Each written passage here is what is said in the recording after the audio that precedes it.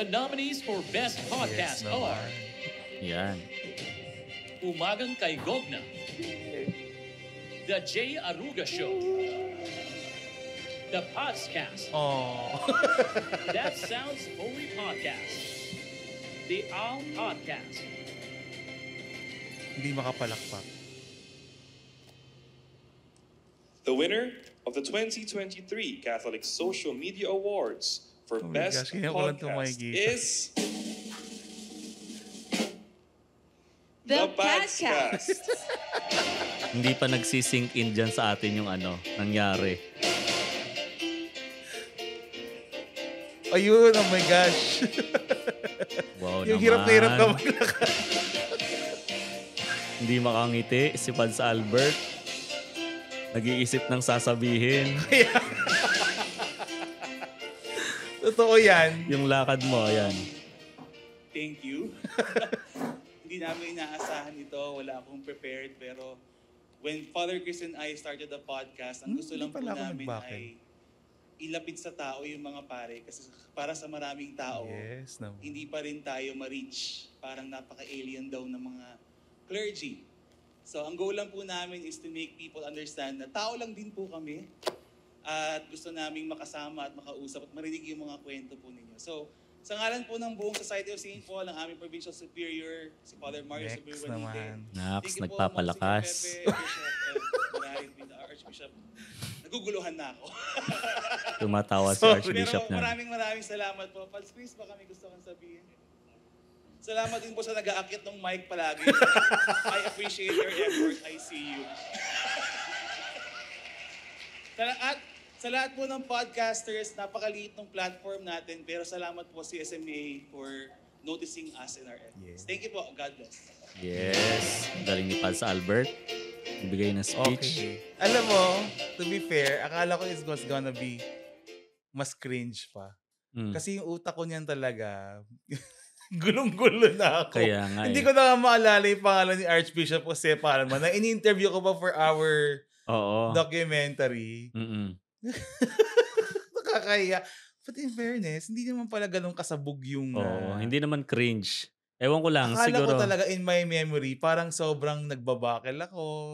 Actually, ngayon ko rin lang siya napanood, Pads Albert. Oo, diba? Kasi hindi ko yan nga papanoorin titingnan. mag-isa. Actually. Ako din naman, kasi nga, naalala ko parang ang cringe-cringe nung nangyari. Mm-mm. But, ayun na nga. So, nangyari na po ang nangyari. Hello, Padscast. Hello po sa mga ating audience. Ako pa rin Hello si po. Pads Albert. Ako po si Pads Chris. At nangyari na nga ang nangyari.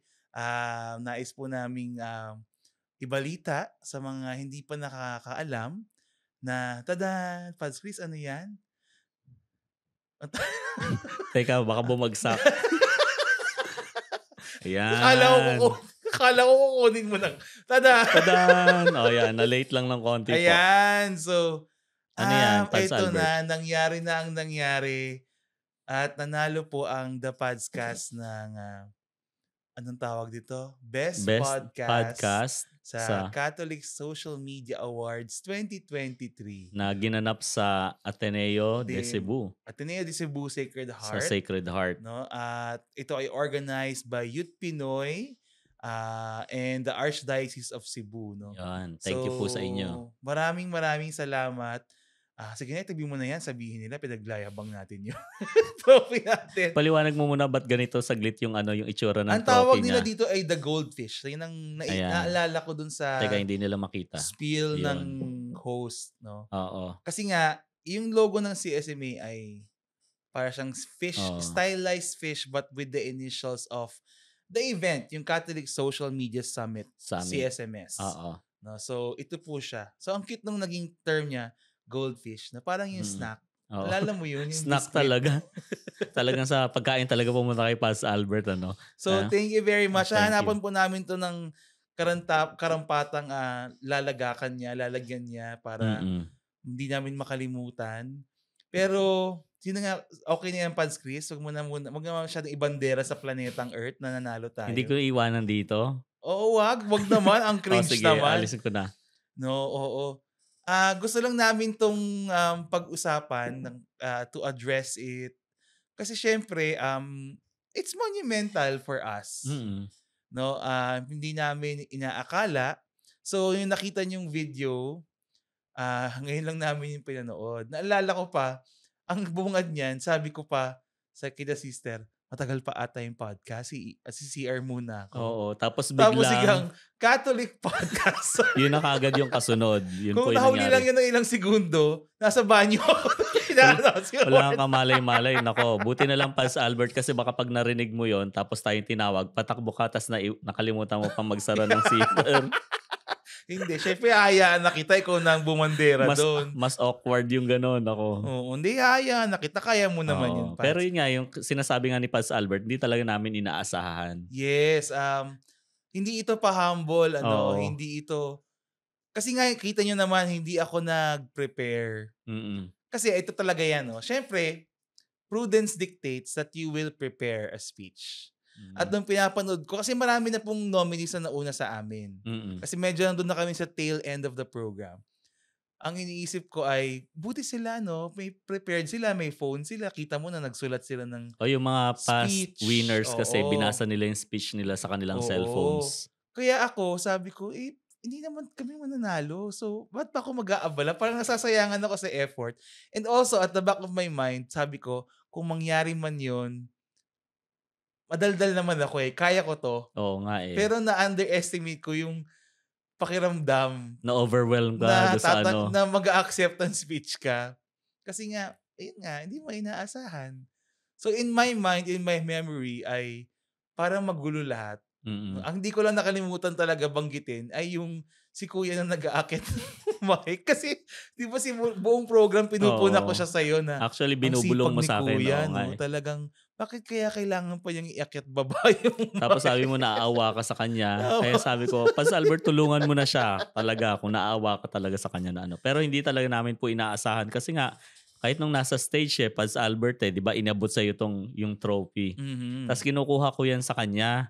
Kasi pag kinuha ko yung trophy, akala ko ilalabas niya yung cellphone niya, may prepared speech din siya. Wala pala talaga. Kaya hindi niya po inaabot sa akin yung trophy. Kaya nag-spontaneous siya. Hindi, ko na lang kasi wala naman akong ibang kukunin. I mean, ang gagaling kasi nung kalaban na mga kasama natin na co-nominees natin.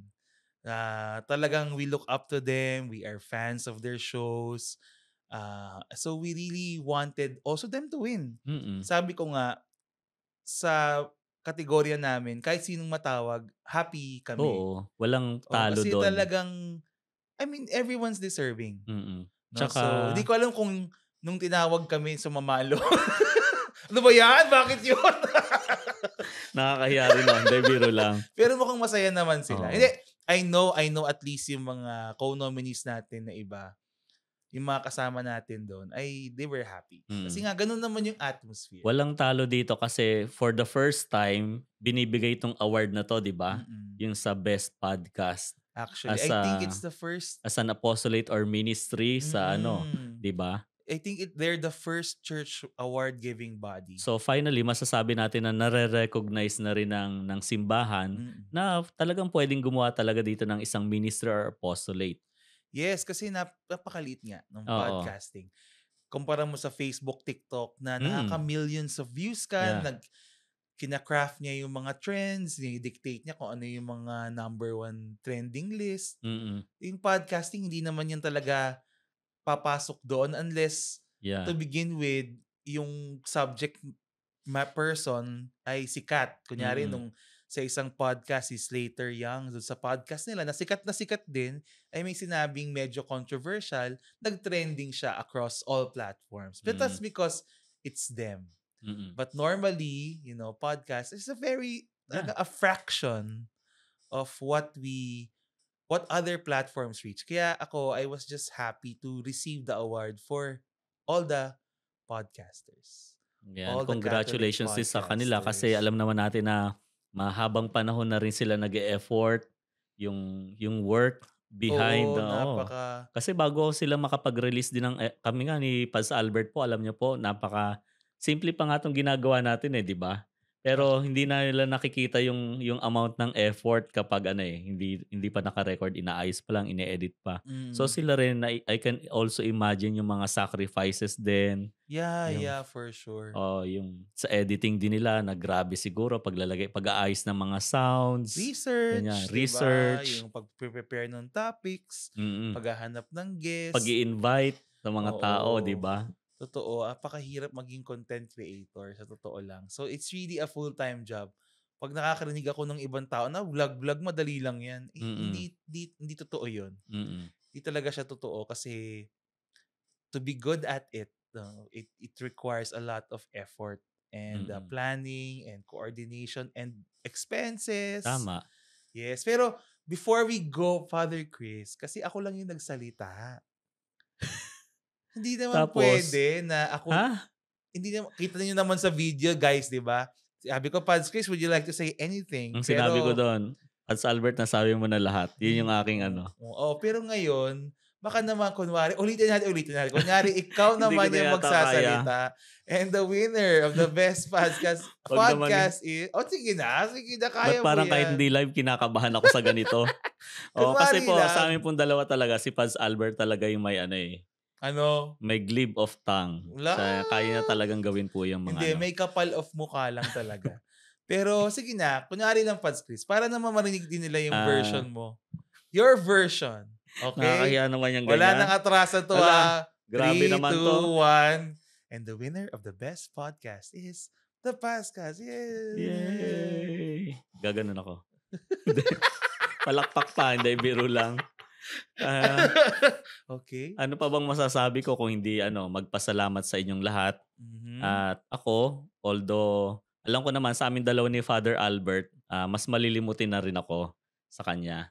Marami na rin akong bagay na nalilimutan. Pero hindi ko nalilimutan kung paano nagsimula yung podcast. Kasi andun ako from the start kasama si Pads Albert. May mga sandali lang na iniwan ko siya. Siyempre, na-busy sa ibang bagay. Pero alam mo, pag tatanungin niyo ako ngayon or ipapakwento niyo sa akin, naaalala ko pa kung paano po kami nagsimula. Mga simpleng bagay lang. Kaya nga hindi kami makapaniwala ni Pads Albert na umabot sa ganito. Yeah. Yung recognition. Alam namin yung mga pagkukulang din. Marami pa kaming pwedeng ma-improve ni Pads Albert. Pero kung titingnan namin yung simulain namin, ang layo na ng narating ng Padscast. Simpleng mga pangarap lang habang kumakain, nagkakape sa may Jupiter Street. At tawag dito, simpleng mga meeting lang sa Sambuhay office. Naalala ko. Kumakain ng burger. Ganun kasama talaga yon. Okay. Hindi, naalala ko rin nung nagsusulat tayo kung ano yung sasabihin natin sa start, di ba? Wait, teka lang, acceptance speech mo pa rin to? Ayun pala. Sorry po. Archbishop, pasensya na kasi napahaba po yung speech ko. Alam ko po na busy po kayo sa Archdiocese. Kaya putulin ko na po yung speech ko dito. Thank you very much sa award namin sa Padscast. Yes. So, at salute din sa aming mga friends, mga kaibigan na podcasters. Amen. Yan. In fairness, dapat ikaw na lang nagsalita. Oo nga, sayang bumalik na tayo doon. Ba't kasi?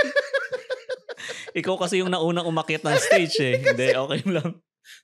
Kasi nga, alam ko naman na hindi ka magsasalita. At ayoko magturuan pa tayo doon. Hindi, pero i-rewind yung video, makikita mo yung itsura mo from yung galing tayo sa upuan, paakyat po ng stage. Tingnan nyo, nakatungo si Pads Albert. Kasi nagpo-formulate na siya ng speech na sabihin nun Siyempre nakakahiya. In the presence of bishops, dalawa lang naman, pero bishops pa rin. Oo. Pero nakakatuwa yung sinabi mo, fairness, maganda yung speech mo, nakalimutan mo lang na may time limit. Baka, alam mo yung baston na may hook, tapos ginagano. Hinihila na ako. Sabi ko, ano ba? Pero yes, so, diba? Nabanggit mo na nga sa iyong acceptance speech na parang hindi. Na, yung ating origins. Diba? Origin story ba to? Origin story. Na nagsimula lang to sa mga kwentuhan. Kasi kami ni Pads Chris ay magkaklase sa LST. So, hindi maiwasan na sa school. Nagkakapuyatan. Tapos, nagkakatsikahan. Tapos, minsan nagiging maayos yung usapan. Minsan, ay madalas walang kwenta. Pero may lagi tayong meron nababanggit na, Alam mo, pwede Oo. na tong podcast. Ganon. Ganon lang yun eh. Hindi, Ang yabang ba natin? Na ganon na isip natin. kahit madalas naman tayo maglokohan sa kwentuhan, meron namang serious part. At yun ay kung ano pa yung pwede nating magawa natin para sa ating ministry or apostolate bilang mga Paulines o bilang mga Yes. pare. At isa to sa mga naisip natin nung Mm-mm. pandemic time. Yes. So, naisip namin siya, palagi namin binabanggit. Actually, before pa. Before Kasi pa pala ng graduate tayo pandemic. ng LST 2015. Wag mo nang banggitin yung mga yun. O sige. Loyola School of Theology po yan, LST sa Ateneo. Opo.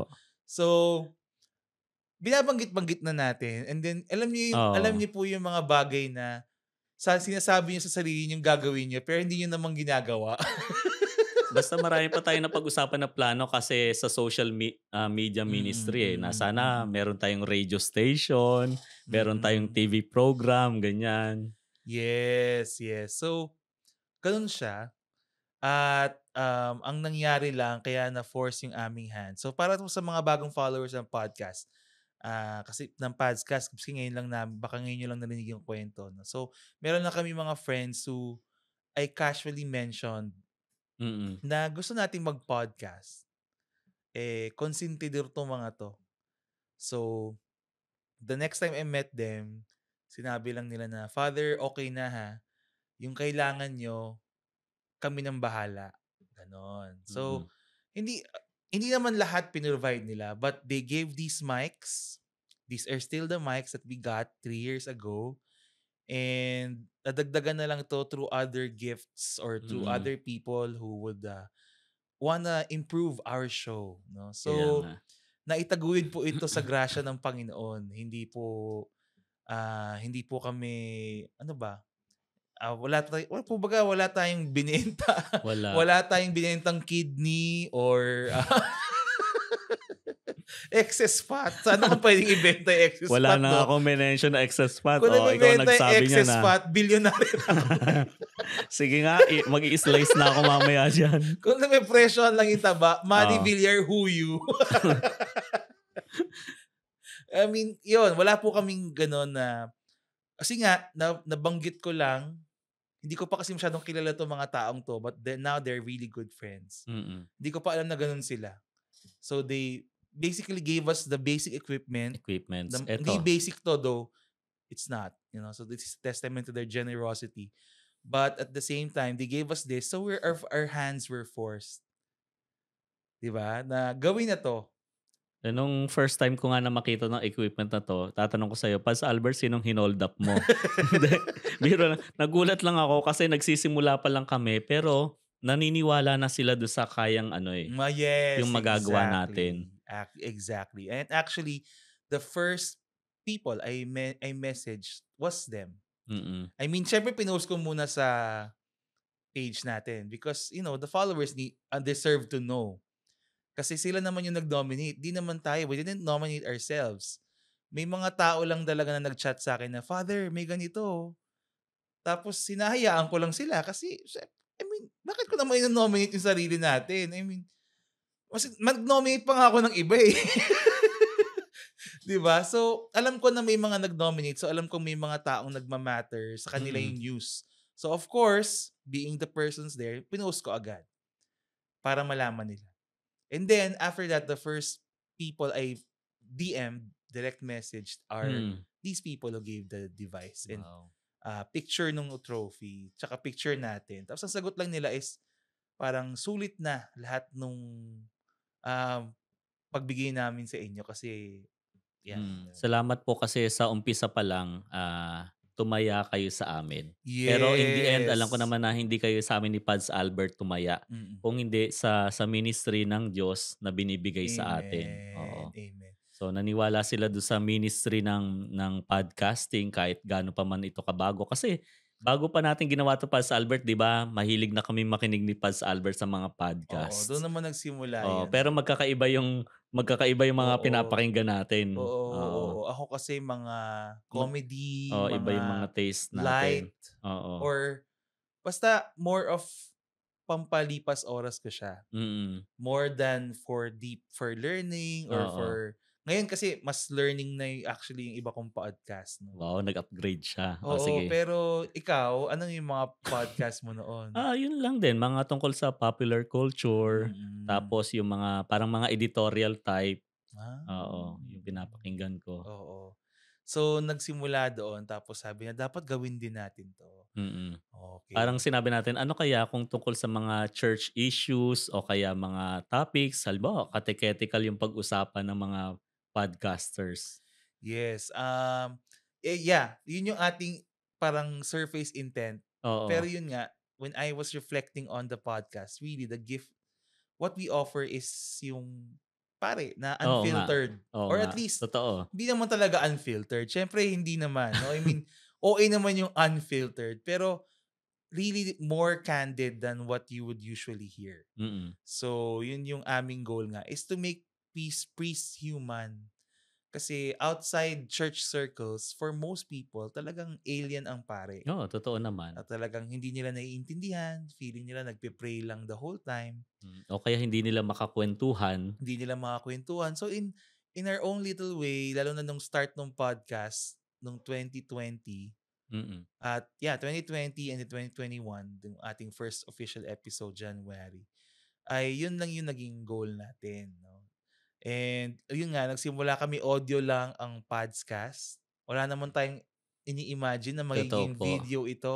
Kasi actually, Padscast, kasi nga, tayong dalawa yun, di ba? The entire first season of Padscast was just the two of us Oo. with every now and then occasional guests. Mm. Tapos, Pero alam mo kung bakit hindi tayo makapag-guest dati? Bakit? Kasi kami po ni Paz Albert ay nagre-record tayo sa isang maliit lang na place. Maliit lang na place. Tapos ang liit lang ng table natin. Hindi tayo kasya kapag magdadagdag pa tayo ng third Oo, personality. it's as meron time na may third Oo. person tayo, nandito siya. Meron din Nandito naman. siya. So, ang sikip-sikip namin. So, Tapos, lahat. ano lang po siya, small desk. Tapos, naka-basketball shorts lang tayo. Grabe na. Hindi, I mean, naka-pambahay lang. Kasi nga, nakapambahay audio lang. lang naman siya. Hindi naman tayo Diba? kita. Wala. Tapos, kasi nga kasama kita. And alam ko noon, camera shy ka pa eh. Oo nga, So, no? nung nag-season 2 na nagpaalam si Pads Chris dahil na-promote siya at naging local superior at hindi niya na kayang pagsabayin. So, finar kita. Finar kita para Opo. makapag-focus ka sa Finar niya ako bigger na walang responsibility. separation pay. Biro lang.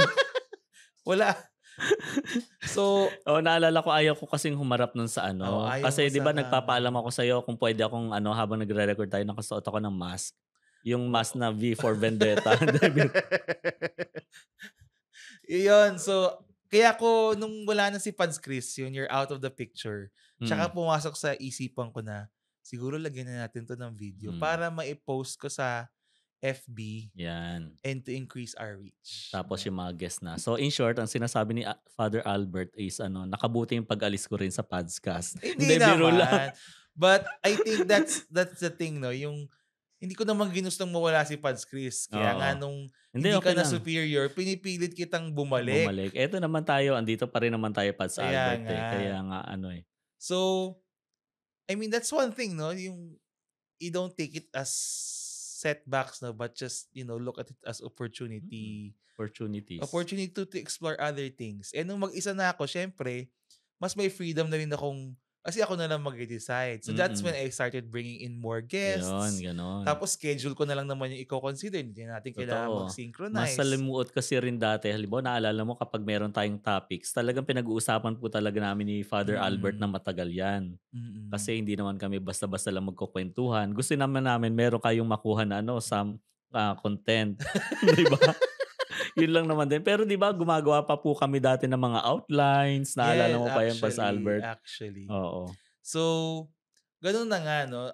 And it's been, since then, 3 years na, mag-year 4 na tayo. I never imagined. Pero sabi mo nga, Pads, hindi naman tayo mag-live ng walang baon. So, ano bang baon natin sa kanila para sa episode na ito? Ikaw, ano bang natin? natin? Ako talaga, nagsabi na nga ako ng isa na about yung mga setbacks, no?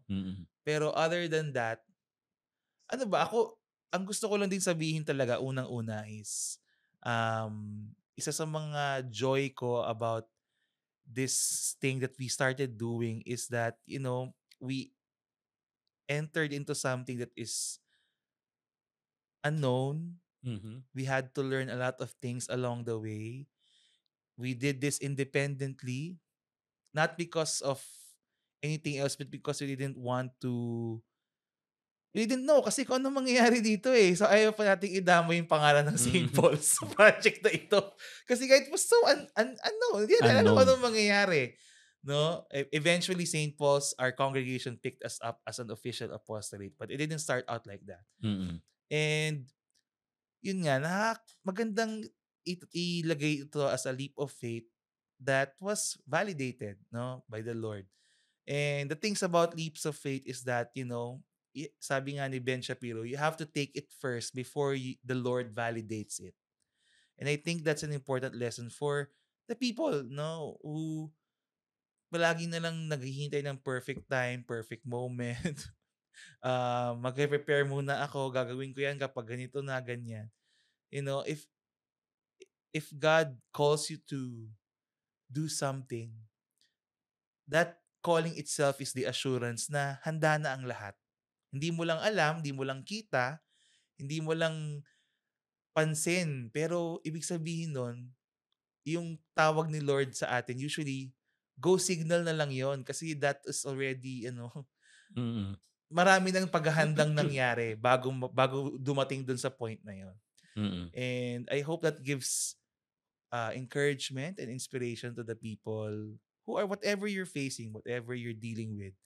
No, if the Lord is leading you somewhere, rest assured that, following that, nandun na lahat ng kailangan niyo. Provided na rin yun ni Lord. Yes. Ako naman, Pads Albert, dalawa yung takeaway ko. Yes. So, ang una sa akin, nakalimutan ko na kung saang salmo, pero merong sinasabi doon na hindi mananatili o hindi magtatagal ang isang bagay kung hindi ninanais ng Diyos. At para sa akin, ang reflection ko dito kasi, nagtagal na rin kasi tayo eh. So, iniisip ko, ninanais ng Diyos tong ministry na to para magpatuloy, magtagal. Kasi palagay ko kahit hindi minsan evident din sa atin, may mga tao rin tayong natutulungan, nakakapag-reach out tayo sa kanila. At napakagandang ipagpatuloy ito. So kung sinusuportahan tayo ng grasya ng Diyos, nararapat lang na ibigay natin yung ating panahon at effort, talent dito para magpatuloy ito. Kasi in the end, hindi naman tayo ito eh. Ano lang tayo, instruments lang tayo dito ni God eh. Para dito sa podcasting. Yes. Ang ganda nun, no? It also is a reminder, no, na yung hindi nyo pagtugon kay Lord, ibig sabihin may mga taong hindi na kayo sana yung mag-reach sa kanila.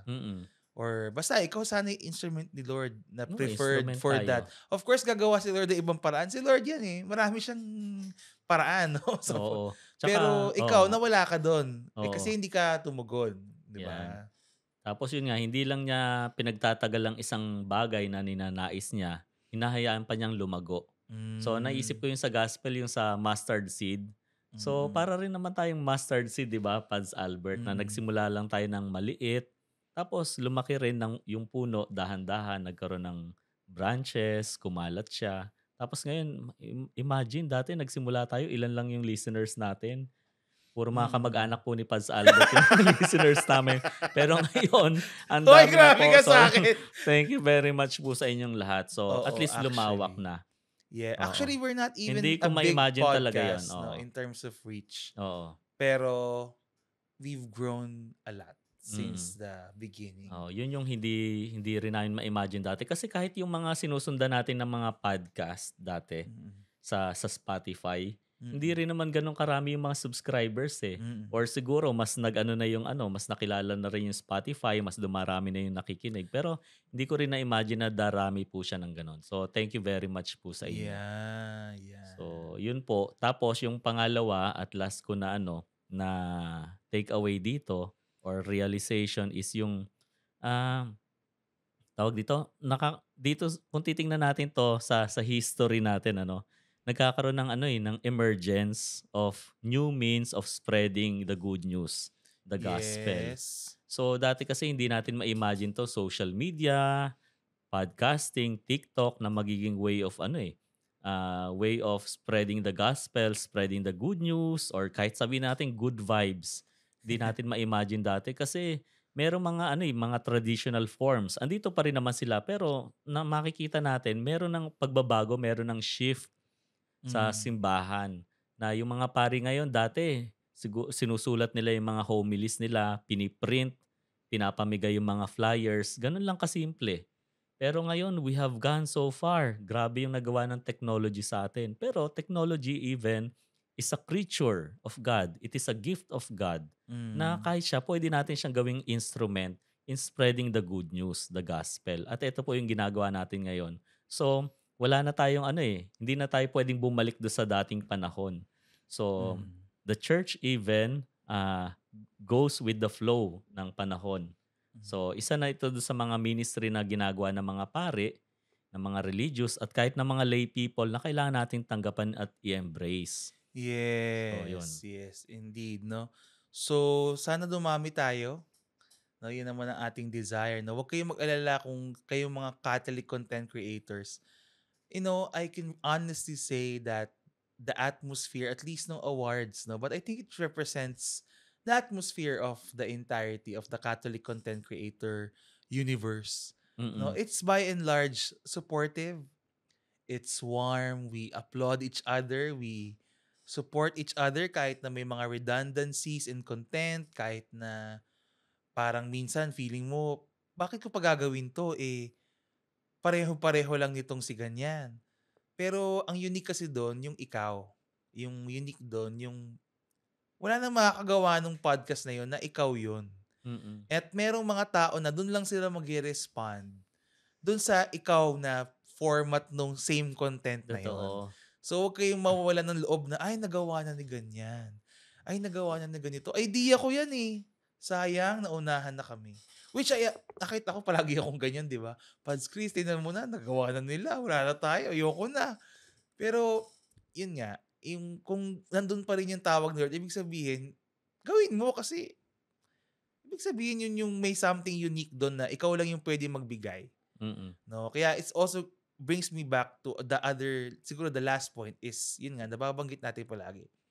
The importance of authenticity in this medium, in all Catholic mediums, no? Not just because the audience nowadays are smart, or because hindi mo na sila madaling maloko.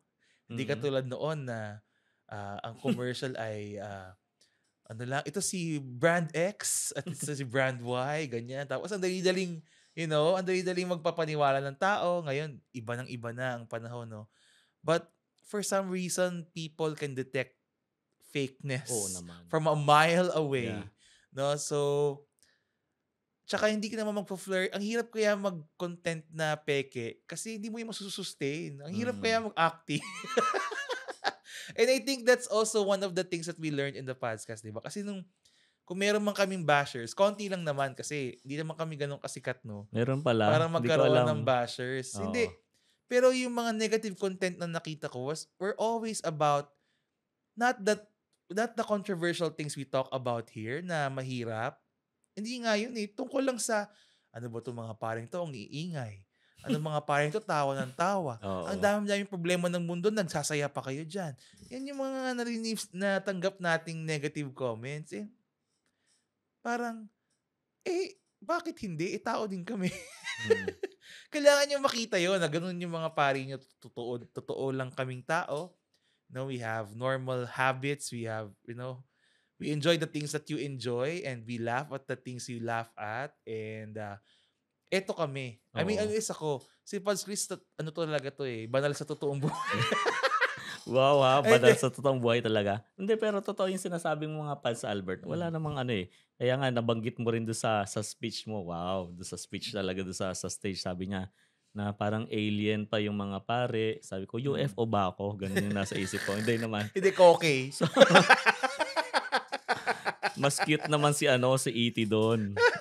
So, yun naman, inilalapit daw yung mga, kami, mga pare sa mga tao. Kasi nga, madalas naman, hindi naman tayo nakikita rin after ng mass, mga ganyang bagay. Yeah. Pero siguro it's time na we accept, we humanize Not only our priest, Mm-mm. our ministers, but the church itself. Yun, Yeah. ilabas natin yung pagkatao. Wala namang masama sa pagiging Mm-mm. tao at hindi naman nababawasan yung kabanalan ng simbahan kapag Mm-mm. pinapakita mo yung humanity, 'di ba? Yes, exactly. And of course, it also goes without saying that we are only authentic to ourselves. Mm. Don't take it as lahat ng pari ay ganito. Definitely, may mga pari talagang seryoso. Mm. May mga paring gusto nila, they wanna be alone. Mm. Hindi sila masyadong sociable. May iba-iba. Oh. We're- Alam ko seryoso ka naman eh. Seryoso si Pas Albert, dalawang bagay. Una, kapag kumakain siya, tsaka kapag natutulog siya. Ang saya mo, no? Ang saya mo sa joke mo. Hindi, yun na nga. So, we're only authentic to ourselves, no? Ito kami sa totoong buhay. No? So, don't take us as an example of all the priests. Definitely. But this is one example of priest, no? And tanggapin nyo na yan. One Take it. specimen. Take it or leave it, guys. No, so that is ito talaga. Tinawag kami ni Lord as us. Mm-mm. So we should not be in the business of pretending to be someone else. Yun. No, so yeah, yun lang naman din. Yun na din ang gusto kong bigyang diin. So may pahabol ka pa, Pads, Chris? Wala naman. Okay. So of course, we'd like to also invite the listeners, the viewers. Syempre, oo, may mga supporters tayo, may mga magbibigay sa atin. Lahat ito ay produkto ng unexpected grace, no? But if you like what you're seeing, if you like what you're listening to, and you want to support this program, so there are many ways to do it. First of all, is of course by supporting our producer, St. Paul's, no? Wow, thank you, St. So, Paul's. actually, St. Paul's Online is Ayan. also nominated. No? So, Oh. ito yung as Best Catholic Online Shop of the Year ng same award-giving body, no? Catholic Social Media Awards. So, ito po yung aming nomination. Ako rin po ang manager ng online store. So, by supporting St. Paul's itself, of course, that includes us because we are part of the St. Paul's Yeah. family. Oo. No, so this is also our way, Pads, kasi is also our way of reminding people that St. Paul's is not a business. It is not, isang businessman na Catholic na nagtayo ng retail store para mag-business, no? But it is a mission of a religious congregation of priests and brothers. Yeah. No, the Society of St. Paul. At ang design talaga ng aming founder sa amin is not to rely on mendicancy or benefactors, but to really earn through labor, Through labor. yung sustenance ng aming mission. Kasi meron talagang congregations na Oo. yun talaga, radical dependence on the grace of God and the providence of the Lord, no? So talagang nandun sila sa aspect na yun. Kami, we were designed by our founder, called by the Lord, Blessed James Alberione, to work for the mission. No, kaya ang design namin is ganito, mayroon kami mga stores, ganyan. So by supporting St. Paul's, you are supporting us like by buying one of our products, our best-selling 366 Days with the Lord. Yan po, no. Pa-screenshot na lang po. Opo, ito po siya. Oo, yan. Yan ay Bible calendar, no, Pads Albert? Yes, and many more. Oo. Many more.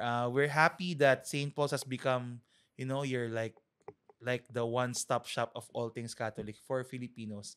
Sa Yan. ibang bansa, ang St. Paul's bookstore lang talaga. Mm-mm. Hindi ka nagpupunta para bumili ng rosaryo kasi libro lang talaga yung laman nung St. Paul's. Oo. But by some happy accident, ang St. Paul's in the Philippines is whatever you need Catholic store. Oo. Mga So, religious needs, oo. halimbawa, ganyan. Mga rosaries, Vestments, statues. oo. chalice, stampita, from something as small as a rosary ring to something like a tabernacle. Mm-mm.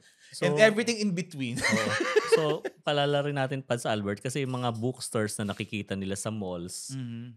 para sa amin, hindi yan siya basta-basta bookstores. Kasi ang orientation namin sa aming founder, ang mga bookstores para sa amin ay para ring simbahan. Yes. Churches, pulpits, where we preach the Word of God. So, Mm. yung mga nakikita nyo mga products doon, mga printed products, or kahit mga religious articles, are part of our preaching, our way of proclaiming the Word of God. Yes. At Yan. saka yung aming presence sa mall is meant to be, parang chapel nga. Chapel din. That reminds you of God's presence in the Mm-mm. midst of a very commercial setting. Totoo. Sana nga matsimpuhan yung minsan may pari doon. Halimbawa si Oo. Paz Albert. Mm-mm. Pwede kayong mag-confess din kung feel nyo Magpabinyag. talaga. Magpabinyag. Magpa-bless Wag. pala.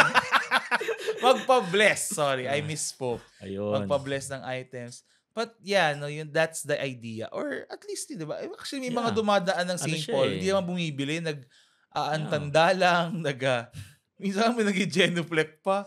Wala namang monsters sa loob na. Wala naman. Hindi naman talaga dapat. But it's a testament to Oo. what it means. So, Yan. parang it's also a place of encounter. Mhm.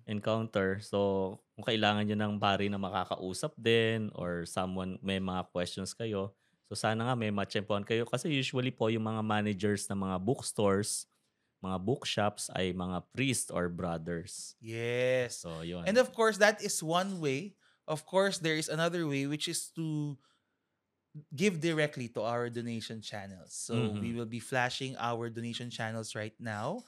And kung gusto niyo magbigay, nothing is too small. It all goes to St. Paul Seminary Foundation Incorporated, Yeah. which is, supporting our education, our formation, Our our ministry. ministries, and our medical care and all that. Apo. So, pwede rin pong idiretso doon kung gusto nyo na magbigay directly to St. Paul Seminary Foundation, which is, going to take care of the members of the priests, the priests and the brothers of the Society of St. Paul. Yan. So, maraming salamat po. And of course, the third way is by praying for us, helping us spread the word, sharing this to your friends, leaving your reviews na dumadami na rin pala na hindi ko napapansin. But please, if you haven't, leave a review on our Facebook page and on our audio platform, Spotify, Apple, Google, because, the reviews help, change the algorithm in our favor. And alam nyo naman, ang podcast talaga ay gusto namin makarating sa mga taong hindi normally nakikinig ng mga bagay na pang-religyoso, pananampalataya. Ang goal talaga natin dito, yung ma-reach yung mga hindi nagsisimba, yung mga ilang sa pare, yung mga tingin sa amin ay, Star Trek characters or, or worse, you have negative connotations about the church. Ang tingin sa simbahan ay mga corrupt, mga scam lang ito para makakuha ng libreng pera. So, share our podcast just so we can, help spread the word. Yes. So, yun po. Maraming. Hindi naman kailangan ng pera or kailangan magbigay, no? So, yung supportan nyo lang po ay malaking bagay na para sa amin. Tapos, kailangan talaga namin ay inyong prayers. At saka, we are also encouraging yun. Halimbawa, lalo na kapag kayo ay Catholics. So, we also invite you, baka naman meron din kayong talent sa podcasting. So, kami, malayo na rin yung narating namin ni Father Albert. Pero huwag kayong ma-discourage kasi nagsimula rin kami sa simple, sa maliit. So, sa palagay nyo, kayo ay pwede sa inyo to. Pwede kayo mag-start ng sarili nyong podcast. Wala nang mas maganda. Naalala ko yung sabi dati ni Bishop Pabilio na wag niyong mamaliitin kahit you are just a small voice in the church. But you are still a voice, sabi niya. Tinig pa rin kayo sa simbahan. Paano yung girls? Bigla ko napaisip dun So, ayun. Boys! Wow. Sige, mamaya na lang ako tatawa sa joke ni Paz Albert pagkatapos nito. Back to you ako doon. So, ayun. So, mag-contribute tayo kung anumang social media platform yung pwede natin gamitin sa pagpapahayag ng salita ng Diyos. Yeah, it can be as simple as your own page. The things that you post every day. So, maraming salamat sa inyong lahat. I think, salamat pinagbigyan nyo kami for this very simple, candid episode about something monumental. At muli, maraming salamat. The award is not, and this episode is not to put us up, but it's meant to just validate all the efforts that goes into this platform. Hindi lang sa amin. And to inspire more content creators. That is our desire, yung matulungan kayong gawin din ito. So may mga nag-message nga sa akin na, Father, paano nyo ba ginawa yun? So sinasagot ko talaga. Ini-explain ko yung mga kasi, maganda yan. Go, push natin yan. So maraming salamat. Ako po si Pads Albert. Ako naman si Pads Chris. And this is the Padscast powered by St. Paul's. And may God bless us all.